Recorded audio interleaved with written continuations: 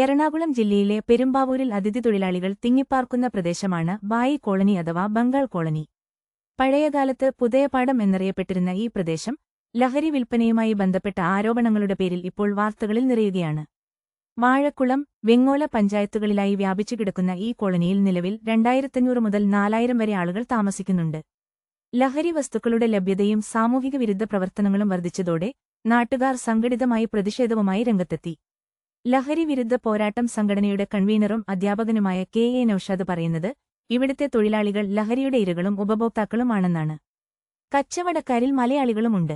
K M. Mahinkutty ഉൾപ്പെടെയുള്ള നാട്ടുകാർ പറയുന്നത് കെട്ടിട ഉടമകളുടെ അറിവോടെയാണ് ഇത്തരം അനാശാസ്യ കേന്ദ്രങ്ങൾ പ്രവർത്തിക്കുന്നതെന്നാണ്. ഓപ്പറേഷൻ തൂഫാൻ എന്ന കർമ്മപദ്ധതിയുടെ ഭാഗമായി ആഭ്യന്തരമന്ത്രി രമേശ് ചെന്നിത്തല നാളെ ഈ പ്രദേശം സന്ദർശിക്കുന്നുണ്ട്. അതിഥി തൊഴിലാളികളെ അഭിസംബോധന ചെയ്യാൻ പ്രത്യേക വേദിയും ഒരുക്കുന്നുണ്ട്. ലഹരി മാഫിയകളെ തകർക്കാനും സുരക്ഷ ഉറപ്പാക്കാനും ശക്തമായ നിയമനടപടികൾ വേണമെന്നാണ് നാട്ടുകാരുടെ ആവശ്യം.